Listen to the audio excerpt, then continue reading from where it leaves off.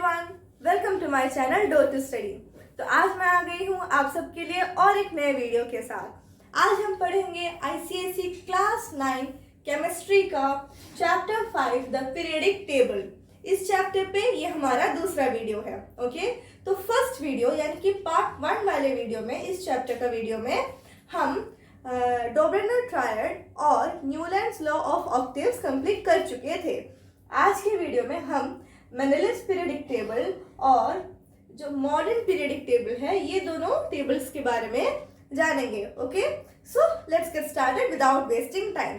हाँ, और एक बात, अगर आप पार्ट 1 नहीं देखे हैं then definitely watch it. Okay, तभी जाके आपको पूरा चैप्टर मीन्स एक कंप्लीटनेस आप फील कर पाएंगे। Okay, so let's get started. Yes, अब आज पहले हम पढ़ेंगे मेंडेलीव्स पीरियडिक टेबल के बारे में। ओके, सो मेंडेलीव जो है एक फिजिसिस्ट थे। ओके, वेरी सॉरी, मेंडेलीव जो है वो एक रशियन केमिस्ट थे। उनका पूरा नाम था दिमित्री इवानोविच मेंडेलीव। ओके, तो इन्होंने एक नया सिस्टम निकाला क्लासिफिकेशन का, एलिमेंट्स को सिस्टमैटिक वे में अरेंज करने के लिए मेंडेलीव ने एक नया तरकीब खोजा। ओके, और वही तरकीब को वो मेंडेलीव पीरियडिक टेबल में एक्सप्रेस किए हैं। तो मेंडेलीव जो थे उस टाइम, यानी कि जब ये मेंडेलीव पीरियडिक टेबल बना, कब बना? 1869 में 63 एलिमेंट्स जो है डिस्कवर हो चुके थे। ओके, 63 एलिमेंट्स डिस्कवर हो चुके थे and Mendeleev was successful to arrange all these 63 elements in his periodic table. Okay, means पूरे 63 एलिमेंट्स को वो सक्सेसफुली अपने पीरियडिक टेबल में अरेंज कर पाए थे। ओके, अब ये कौन से बेसिस पे अरेंज किए थे? इंक्रीजिंग एटॉमिक मास के बेसिस पे। ओके, इंक्रीजिंग एटॉमिक मास के बेसिस पे मेंडेलीव जो है अपने पीरियडिक टेबल में एलिमेंट्स को अरेंज किए थे। तो अगर आप पिछला वीडियो देखे हैं देन आप ये जानते हैं कि न्यूलैंड भी अपने पीरियडिक टेबल में इंक्रीजिंग एटॉमिक मास के बेसिस पे ही एलिमेंट अरेंज किए थे। तो डिफरेंस क्या हुआ पता चलेगा। ओके, वेट करिए। तो ये इंक्रीज एटॉमिक मास के बेसिस पे अपने एलिमेंट्स को प्लेस किया था उनके पीरियडिक टेबल में। अब इनके पीरियडिक टेबल में इस तरह के ग्रुप्स थे। ओके, ग्रुप्स यानी कि वर्टिकल इस तरह के टेबल था और इधर ये पूरा था एक ग्रुप। ओके, तो इस तरह के ग्रुप्स में उन्होंने अरेंज किया था एलिमेंट्स को। ओके, यस, हाँ। अब आप जो पूछ रहे थे कि इनका पीरियडिक टेबल ऑक्टेव के पीरियडिक टेबल से डिफरेंट क्यों है अगर एटॉमिक मास के बेसिस पे ही अरेंज किया गया है। न्यूलैंड ने क्या किया था, उन्होंने ऑक्टेव के नहीं, न्यूलैंड के पीरियडिक टेबल में। Okay, Newland was the name of the scientist और न्यूलैंड लॉ ऑफ ऑक्टेव इसलिए कहते हैं क्योंकि वो फर्स्ट एंड द एट्थ ये सिमिलरिटी देखने को मिल रहा था उसमें, इजंट इट? तो न्यूलैंड के पीरियडिक टेबल में उन्होंने सीरियली अरेंज कर दिया था, बट इधर Mendeleev was very wise to leave spaces in between. Okay, means वो इस तरह के हर ग्रिड को फिल नहीं किए थे। ओके, वो बीच बीच में जगह छोड़े थे। क्यों छोड़े थे? ये जो जगह छोड़ा गया है ये वो एलिमेंट्स के लिए छोड़ा गया है जो अभी तक डिस्कवर नहीं हुआ है। मीन्स उनके टाइम में बस 63 एलिमेंट्स डिस्कवर हुआ था, बट ही न्यू कि ये जो ऊपर जो एलिमेंट होगा इसका कैरेक्टरिस्टिक मिलते और एक एलिमेंट इधर नीचे आना चाहिए जो अभी हम डिस्कवर नहीं किए थे। तो वो एलिमेंट के लिए उन्होंने जगह छोड़ा था अपने पीरियडिक टेबल में। Understood? This was the most important characteristics in Mendeleev's periodic table. उन्होंने ये नोटिस किया कि एलिमेंट्स जो है उनका फिजिकल एंड केमिकल प्रॉपर्टीज, उनका प्रॉपर्टीज जो है एक फिक्स्ड इंटरवल में रिपीट हो रहा है। Means there is a periodicity, और इसी कैरेक्टरिस्टिक ऑफ एलिमेंट्स को उन्होंने बताया, he called this as the periodicity of the properties of elements. Okay, he called this as the periodicity of the properties of elements, और इसी को follow करके उनका लॉ बना, that is Mendeleev's periodic law. Mendeleev's periodic law. So देखते हैं Mendeleev's periodic law क्या कहता है। Physical and according to Mendeleev's periodic law, physical and chemical properties of elements are a periodic function of their atomic masses। यानी कि इधर मैं already कह चुकी हूँ कि मेंडलीव ने इंक्रीजिंग एटॉमिक मास के हिसाब से एलिमेंट्स को अरेंज किया है। सो ये जो केमिकल और फिजिकल प्रॉपर्टीज है, ये these are solely dependent on the atomic masses of the elements. Understood?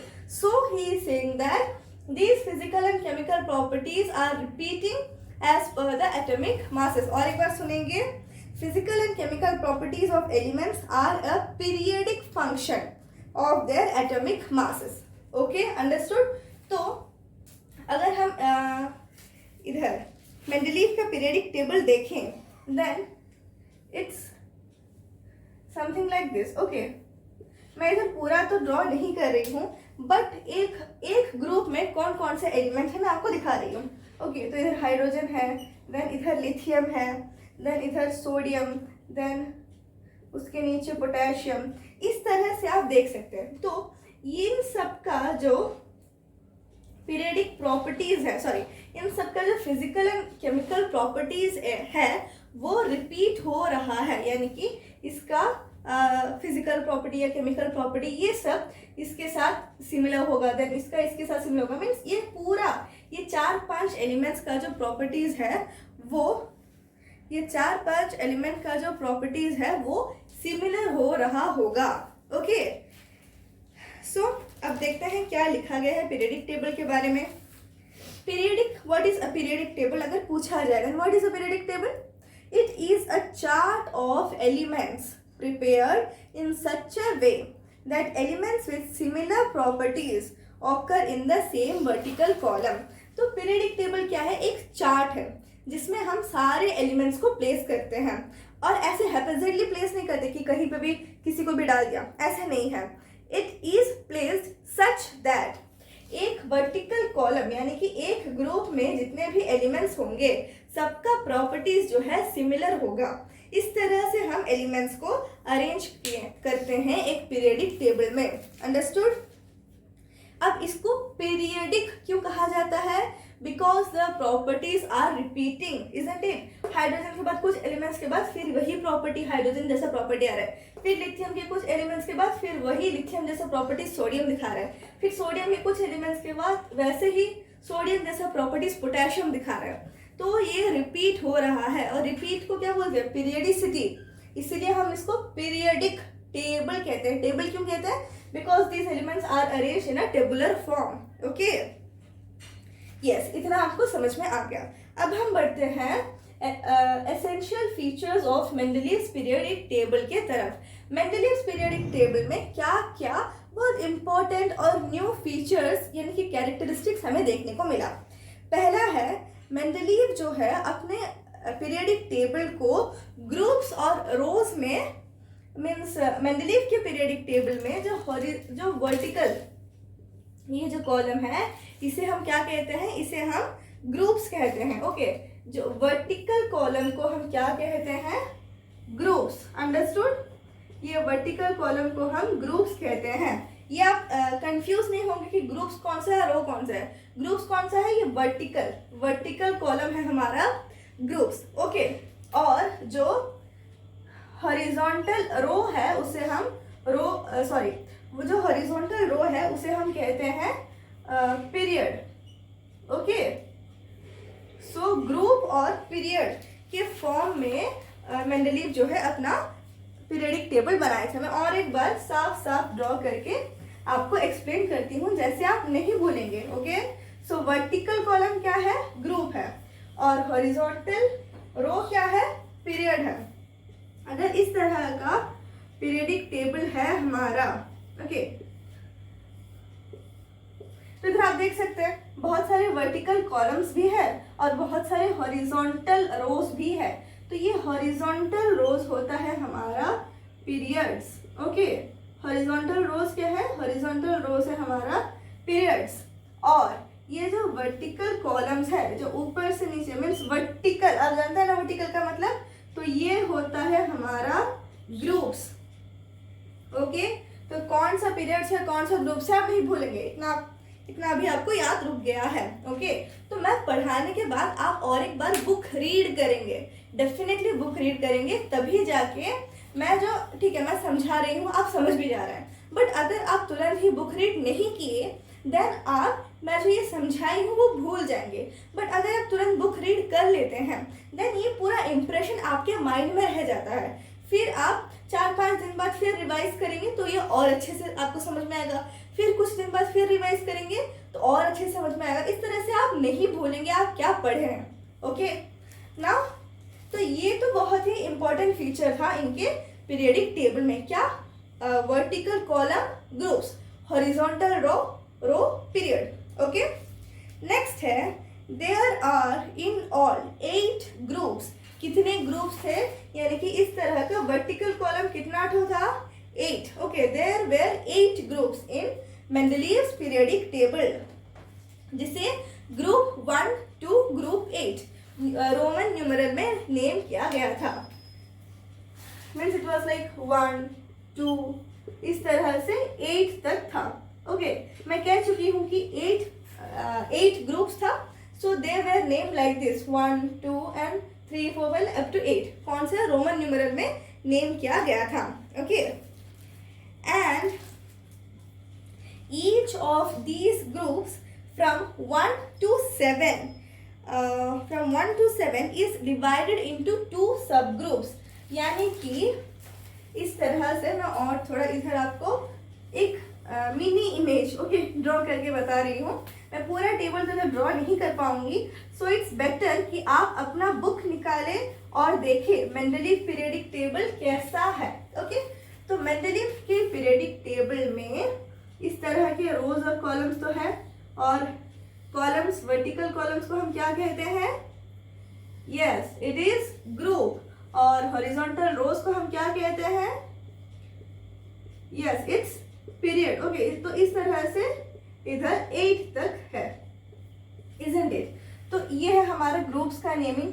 अब हर एक ग्रुप को 2 सब ग्रुप में, 2 सब पार्ट में डिवाइड किया गया था। ओके, यानी कि इधर ए और इधर बी, ए बी, इस तरह से सब ग्रुप्स में डिवाइड किया गया था अप टू ग्रुप नंबर 7 तक। ओके, ग्रुप नंबर 7 तक ये डिवीजन था, बट ग्रुप 8 में इस तरह का डिवीजन नहीं देखने को मिल रहा था।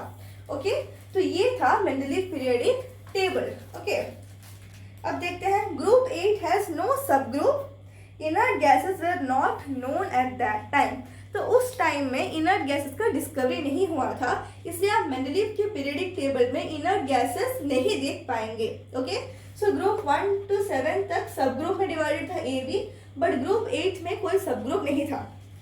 अब चलते हैं नेक्स्ट एसेंशियल फीचर की तरफ, that is all elements of a सब ग्रुप और of group 8 which has no subgroup have similar properties and show the same valency, which is equal to the group number for up to group 4 or group number subtracted from 8 for group 5 to 7। मतलब कि अगर एक ही group में रखा गया है 2 elements को, then उनका प्रॉपर्टी सिमिलर रहता था और वैलेंसी जो है वो सेम रहता था। ओके, लाइक ग्रुप 1 में हम इधर रखे हैं हाइड्रोजन को। ओके, फिर ग्रुप 1 में और हम किसे रखे हैं, हाइड्रोजन के बाद फिर है हमारा, ओके ये हाइड्रोजन ए सब ग्रुप में था, देन इधर हमारा लिथियम है, देन इधर हमारा सोडियम है, देन हमारा इधर पोटेशियम, इस तरह पोटेशियम सब ग्रुप ए में था और कैल्शियम जो है सब ग्रुप बी में था। ओके, तो सॉरी कैल्शियम नहीं, इज कॉपर। ओके, तो इस तरह से अरेंज था, और भी नीचे एलिमेंट्स थे। तो ये जितने भी एलिमेंट्स इधर है सबका प्रॉपर्टीज तो ऑलमोस्ट सिमिलर होंगे ही। इसके अलावा इन सबका वैलेंसी जो है वो सेम ही होगा, and that valency would be equal to the group number. Okay, तो ये कौन से ग्रुप में है? फर्स्ट ग्रुप में है, यानी कि इन सबका वैलेंसी जो है, इन सबका वैलेंसी भी कितना होगा? 1 होगा। ओके, तो ये ग्रुप नंबर के साथ वैलेंसी जो है ग्रुप 4 तक होता था, यानी कि ग्रुप 4 तक जितने भी एलिमेंट्स होंगे, अगर ग्रुप 2 में जितने भी एलिमेंट्स होगा उसका वैलेंसी कितना होगा? 2 होगा। ग्रुप 3 में जितना भी एलिमेंट्स होगा उनका वैलेंसी क्या होगा? 3 होगा। ग्रुप 4 में जितना भी एलिमेंट्स होगा उसका वैलेंसी क्या होगा? ग्रुप 4 होगा, सॉरी वैलेंसी कितना होगा? 4 होगा। तो इस तरह से the valency of those elements from group 1 to 4 were equal to their group numbers. Understood? तो फिर 4 के बाद वाला एलिमेंट्स का वैलेंसी कितना होगा? अगर हम ग्रुप 5 में जो भी एलिमेंट्स है, ग्रुप 5 में जो भी एलिमेंट्स है उनका वैलेंसी जानना चाहें, देन हमें क्या करना है? उनका ग्रुप नंबर क्या है? 5 है। ये 5 को हमें 8 से माइनस करना है। ओके, सो 8 से अगर हम 5 माइनस करेंगे देन हमें कितना मिलेगा? 3 मिलेगा। तो ये ग्रुप 5 में जितने भी एलिमेंट्स होंगे सबका वैलेंसी क्या होगा? 3 होगा। सिमिलरली ग्रुप 6 में जितना एलिमेंट्स होंगे उनका वैलेंसी क्या होगा? 8 माइनस 6 2 होगा। सिमिलरली ग्रुप 7 में जितने एलिमेंट्स होंगे उनका वैलेंसी क्या होगा? 8 माइनस 7 कितना हुआ? 1 हुआ। ओके, तो इस तरह से हमें क्या करना है, और ये जो वैलेंसी का हम बात करें ये हम ग्रुप 7 तक ही बात कर रहे हैं। ओके, अब और एक बार मैं ये जो सेंटेंस में जितना भी अभी समझाई एक बार रीड कर रही हूँ, आप ध्यान से सुनेंगे। क्या है? All elements of A subgroup और of group 8 which has no subgroup have similar properties and show the same valency which is equal to the group number for up to group 4 or group number subtracted from 8 for group 5 to 7. Understood? Next feature देखते हैं। In a period, elements gradually change from metallic to non-metallic character or metallic character decreases as one moves from left to right across the horizontal row. यानी कि जो Mendeleev का period था उसमें हम ये देख पा रहे थे, हम लेफ्ट से राइट के तरफ आते आते मेटेलिक कैरेक्टरिस्टिक जो है वो कमते जा रहा था, यानी कि मेटल से नॉन मेटल्स हो रहा था। जो एलिमेंट्स है उनका कैरेक्टरिस्टिक ऐसा था कि जो लेफ्ट में है दे वर रियली मेटेलिक और जो पूरे राइट में है they were really non metallic. So there was a shift from metallic to non metallic characteristic. Understood? अगर मैं एग्जांपल के तौर पे अगर बताऊं, देन हमारे ग्रुप 1 में इधर लिथियम है, देन नेक्स्ट हमारे ग्रुप 2 में बेरिलियम है, देन बोरोन है, then carbon, nitrogen, oxygen, fluorine, ये सब है। तो lithium, beryllium, boron, lithium, beryllium ये सब क्या है? मेटेलिक है, they are highly metallic. But अगर हम ऑक्सीजन, नाइट्रोजन, ऑक्सीजन, फ्लोरीन की बात करें देन वो नॉन मेटेलिक है and they are in this same period. Okay, तो एक पीरियड में हम लेफ्ट टू राइट जाने के टाइम में मेटेलिक कैरेक्टर डिक्रीज हो रहा है और नॉन मेटेलिक कैरेक्टर बढ़ रहा है, यानी कि स्टार्टिंग में मेटेलिक कैरेक्टर होगा, देन धीरे धीरे नॉन मेटेलिक कैरेक्टर होगा।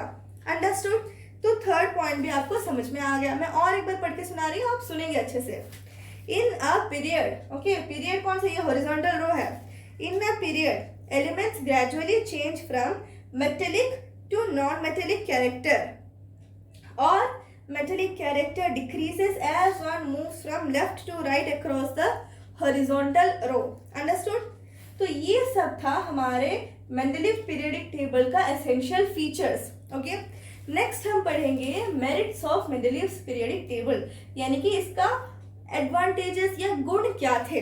फर्स्ट है grouping of elements. Yes, Mendeleev ने क्या किया? सारे एलिमेंट्स को एक ग्रुप बना के डाल दिया, and that too it was a systematic group जिसमें एक जनरलाइजेशन था मतलब एक कॉमन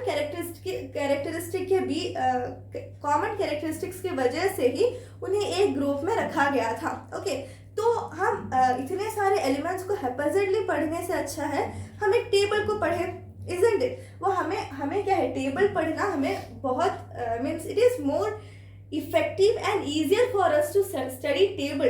ओके, एक पैराग्राफ आपको दिया गया होगा और वही पैराग्राफ को टेबल्स में अगर एक्सप्रेस किया गया होगा, then studying and analysing the table is much more easier. Okay, suppose एक पैराग्राफ दिया गया है कि इंडिया का एनुअल रेनफॉल इतना है, केरला में इतना रेनफॉल हुआ, आसाम में इतना रेनफॉल हुआ, इधर इतना रेनफॉल हुआ, इधर उधर, ऐसे कर करके पूरा हर एक स्टेट का रेनफॉल मेंशन है, पर वो पैराग्राफ में है।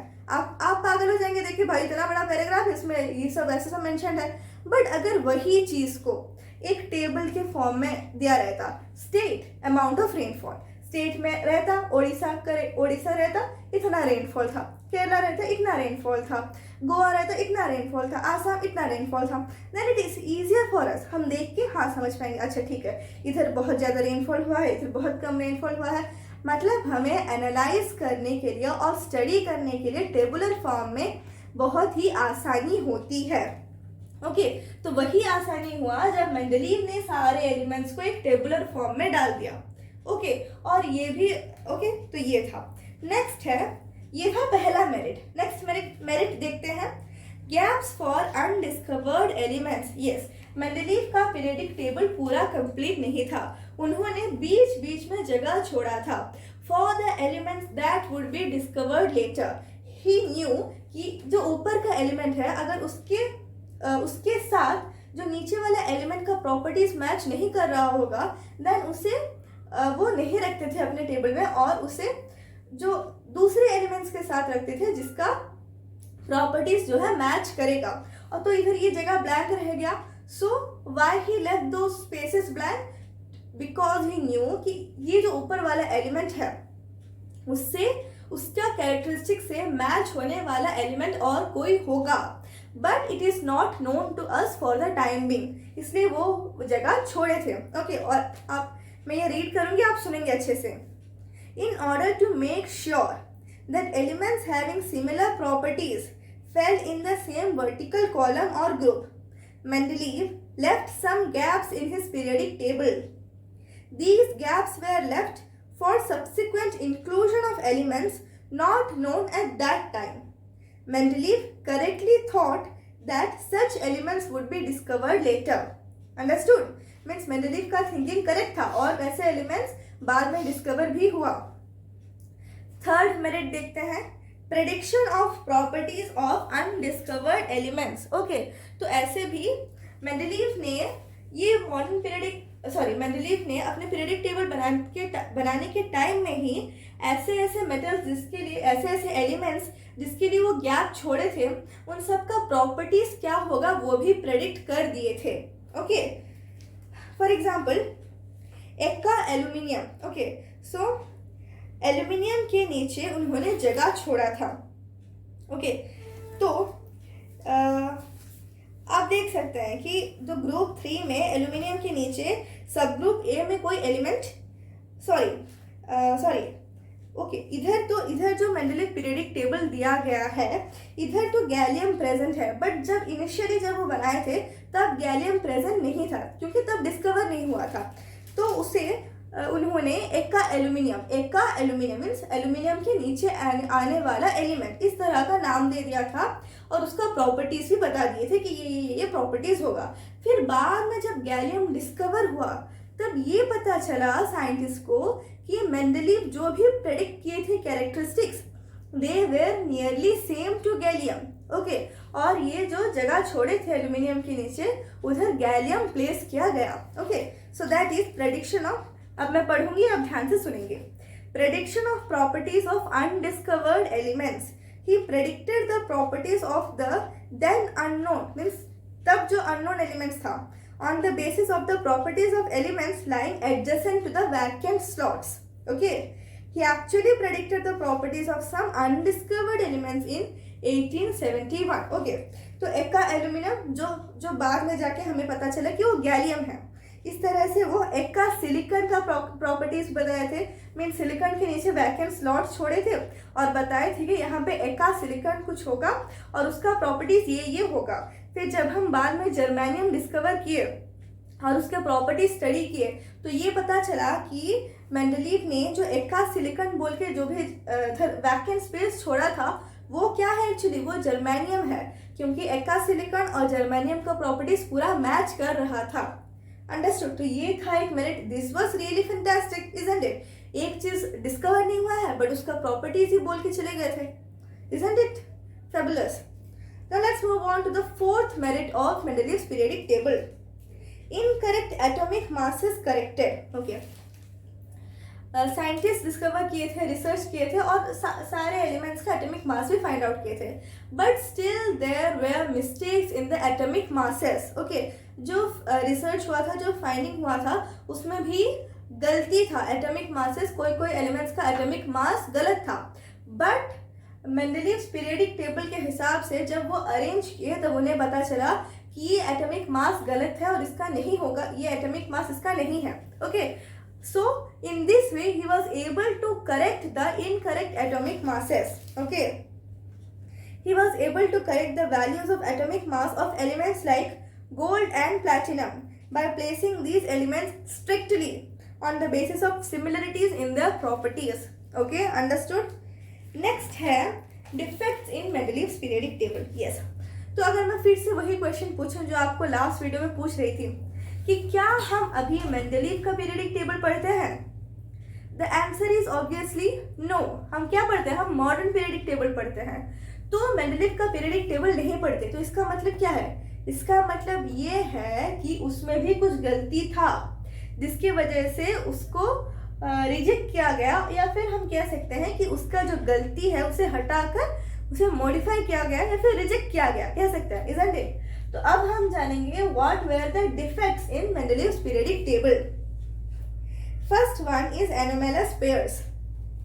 तो मेंडलीव ने अपने पीरियडिक टेबल में एलिमेंट्स को इंक्रीजिंग एटॉमिक मास के हिसाब से अरेंज किया था।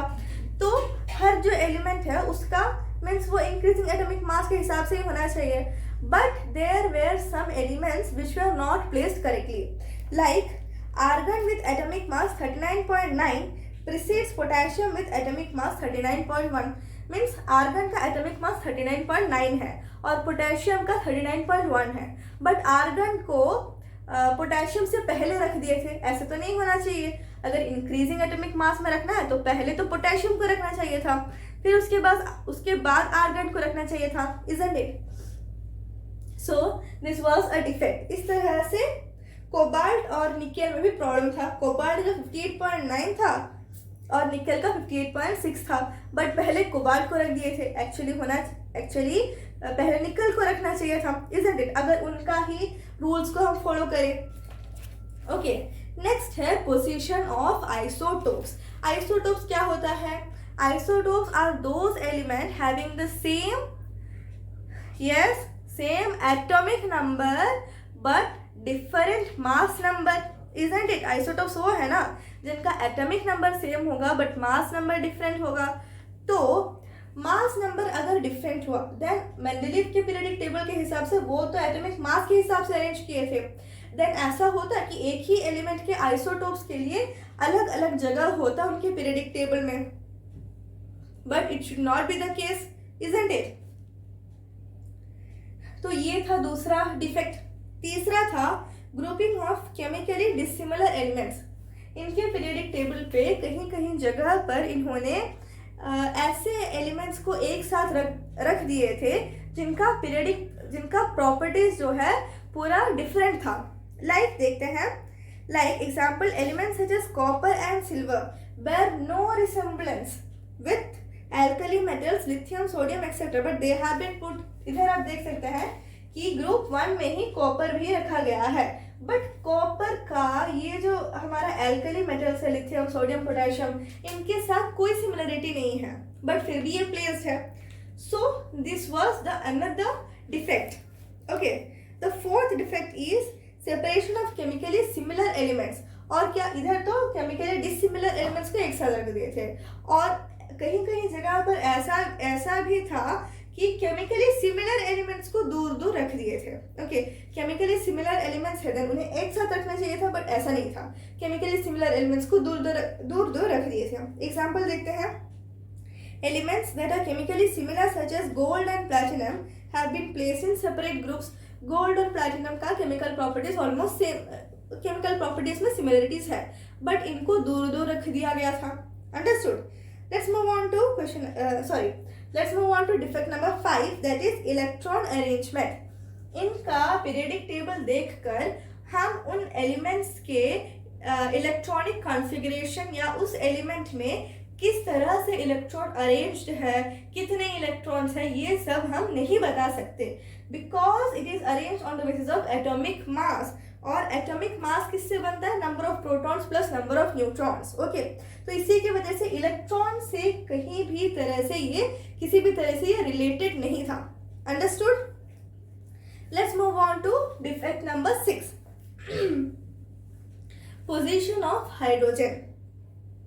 हाइड्रोजन का पोजीशन जो है वो इस पीरियडिक टेबल में फिक्स नहीं था।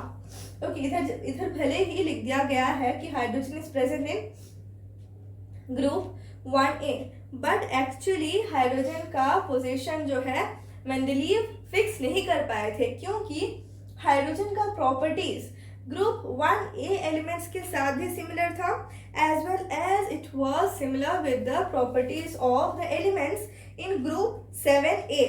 अंडरस्टूड? किस तरह से सिमिलर था?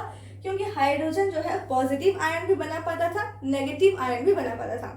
HCl में हाइड्रोजन पॉजिटिव आयन के फॉर्म में है, बट सोडियम हाइड्राइड यानी कि NaH में हाइड्रोजन नेगेटिव आयन के फॉर्म में है, इसीलिए हाइड्रोजन का पोजीशन फिक्स नहीं कर पाए थे। So this was another defect of Mendeleev's periodic table. Okay, so तो इधर हम मेंडलीव पीरियडिक टेबल को कंप्लीट कर चुके हैं। नेक्स्ट हम देखेंगे atomic number as basis for modern periodic table. अभी तक हम जितना भी पीरियडिक टेबल पढ़े सब में एटॉमिक मास को, इजंट इट, सब में एटॉमिक मास को लेकर टेबल सजाया था और एलिमेंट्स को रखे, मींस इंक्रीजिंग एटॉमिक मास के फॉर्म में एलिमेंट्स को प्लेस किया गया था। बट हमारा जो मॉडर्न पीरियडिक टेबल है उसमें हम एटॉमिक मास को नहीं बल्कि एटॉमिक नंबर को बेसिक प्रॉपर्टी कंसिडर करते हैं और इसके बेसिस पे हम पूरे एलिमेंट्स को अरेंज करते हैं, isn't it?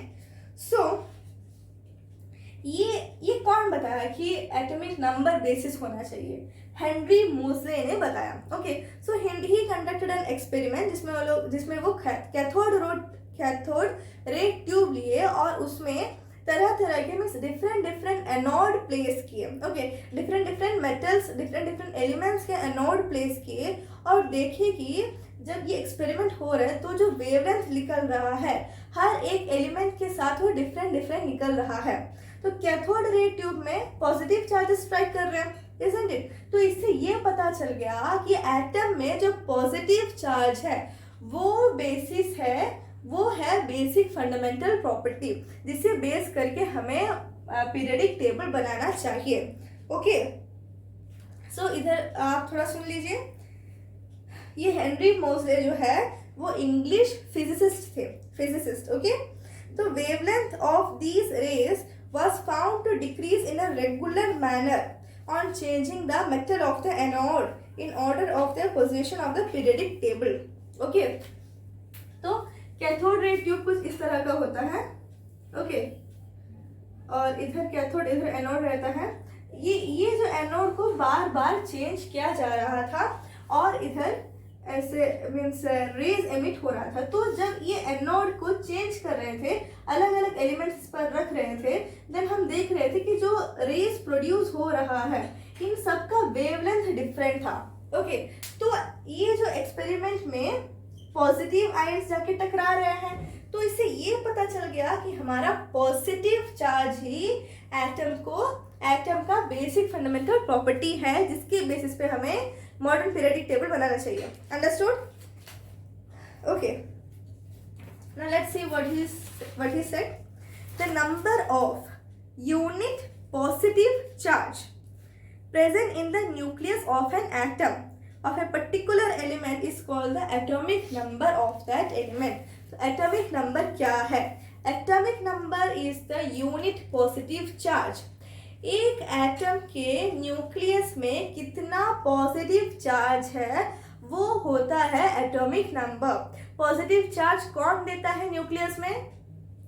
Yes, proton. Proton हमारा न्यूक्लियस में पॉजिटिवली चार्ज रहता है, इसलिए न्यूक्लियस के अंदर क्या क्या होता है? प्रोटॉन और न्यूट्रॉन होता है. प्रोटॉन पॉजिटिवली चार्ज होता है और न्यूट्रॉन नेगेटिवली चार्ज होता है. तो एक एटम के न्यूक्लियस में कितना पॉजिटिव चार्ज है वो होता है वो एटम का एटॉमिक नंबर. अंडरस्टूड? सो ये एटॉमिक नंबर के बेसिस पे हम पीरियोडिक टेबल बनाए हैं. सो thus Henry Moseley found that atomic number is a better fundamental property of elements compared to atomic mass.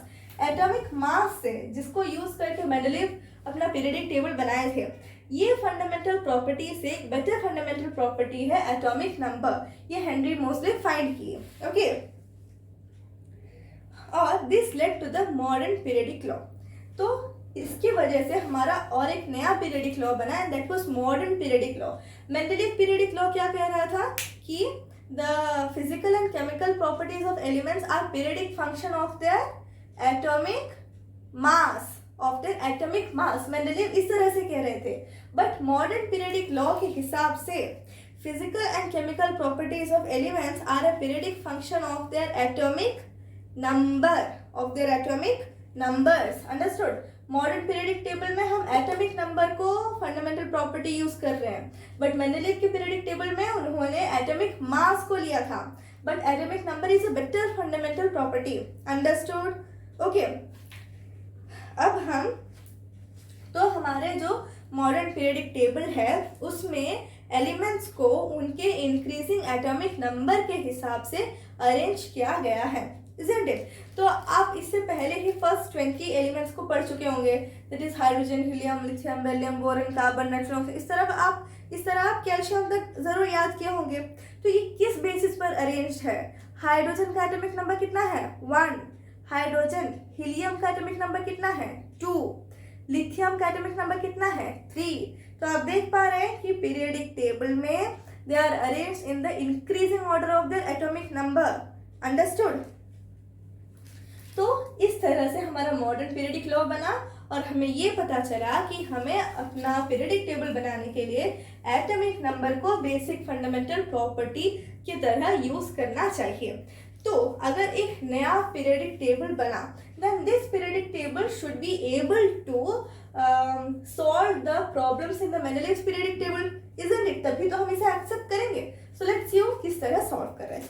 पहला तो प्रॉब्लम ये था कि आइसोटोप का पोजीशनिंग में इधर मेंडलीव पीरियोडिक टेबल में प्रॉब्लम हो रहा था, क्योंकि उनके हिसाब से, उनके लॉ के हिसाब से हर एक एलिमेंट का 2-3 आइसोटोप, 3-4 आइसोटोप्स होते हैं. तो उन सब के लिए सेपरेट प्लेसेस दिया जाना चाहिए मेंडलीव पीरियोडिक लॉ के हिसाब से, बिकॉज आइसोटोप्स का एटॉमिक मासेस डिफरेंट होते हैं. बट हम मॉडर्न पीरियोडिक टेबल में एटॉमिक मास का बात ही नहीं कर रहे, हम एटॉमिक नंबर का बात कर रहे हैं. Isn't it? और एटॉमिक नंबर तो आइसोटोप्स के लिए सेम होता है. तो हो गया हमारा ये प्रॉब्लम रिजॉल्व. Isn't it? तो एक ही जगह पर वो एलिमेंट रखना है, उसका आइसोटोप्स जो भी है उधर ही रहेगा, क्योंकि एटॉमिक नंबर तो चेंज नहीं हो रहा आइसोटोप्स में. ये प्रॉब्लम सॉल्व हो गया. अब एक बार सुन भी लीजिए. Since all isotopes of an element have the same number of protons, that is there atomic number is also the same. And since all isotopes of an element have the same atomic number, they can be put at the same position in the periodic table. Understood? Next है position of anomalous pairs. Okay, हम जब इसके defects के बारे में बात कर रहे थे, हम कुछ anomalous pairs देखे थे, लाइक इधर आर्गन और पोटेशियम. तो आर्गन का मास नंबर पोटेशियम से ज़्यादा था, बट फिर भी आर्गन को पहले रखा गया था. ऐसा तो नहीं होना चाहिए था ना मेंडलीव पीरियोडिक लॉ के हिसाब से. बट अगर हम मॉडर्न पीरियोडिक लॉ के हिसाब से इसको डिफाइन करें, then they are absolutely correct. जिस तरह से मेंडलीव ने अरेंज किया था वो करेक्ट था, क्योंकि आर्गन का एटॉमिक नंबर 18 होता है और पोटेशियम का एटॉमिक नंबर 19 होता है. अंडरस्टूड? तो मॉडर्न पीरियडिक टेबल में हम एटॉमिक नंबर के हिसाब से अरेंज करते हैं, तो आर्गन ही पोटेशियम से पहले आएगा। Understood? So this way it justified the arrangement. अब आप सुन भी लीजिए। The atomic number of argon is 18 and its mass number is 40, but atomic number of potassium is 19 and its mass number is 39. Now, according to the modern periodic law, elements are arranged in increasing order of their atomic number. So, argon with its lower atomic number should come first, isn't it? And potassium with its higher atomic number should come later. In a similar way, the position of cobalt and nickel are also justified. तो इधर हम चार पांच elements देखे थे जिनका positioning ठीक नहीं था, बट जब हम मॉडर्न पीरियडिक लॉ को देखे, टेबल को देखे और एटॉमिक नंबर के हिसाब से अरेंज किए, then they were perfectly correct. Understood? तो इस तरह से हमारा ये जो वीडियो है खत्म हो रहा है, खत्म होने को आ गया है। हम मेंडलीव पीरियडिक टेबल के बारे में पढ़े और atomic number as basis of modern periodic law भी पढ़ लिए, मॉडर्न पीरियडिक टेबल भी पढ़ लिए। तो मॉडर्न पीरियडिक टेबल में आप बोलेंगे कि बहुत कम समझाया गया। यस, ऑब्वियसली, क्योंकि बाकी जो जितना भी पार्ट्स है, part B, part C, part D, जितना भी आपके बुक में है, वो सब में हम ये मॉडर्न पीरियडिक टेबल के बारे में ही डिटेल में पढ़ेंगे। उनका एलिमेंट्स का अरेंजमेंट कैसा है, हर एक ग्रुप का कैरेक्टरिस्टिक कैसा है, किस तरह से कैरेक्टरिस्टिक्स चेंज हो रहा है from left to right in a periodic table, from top to bottom in a periodic table.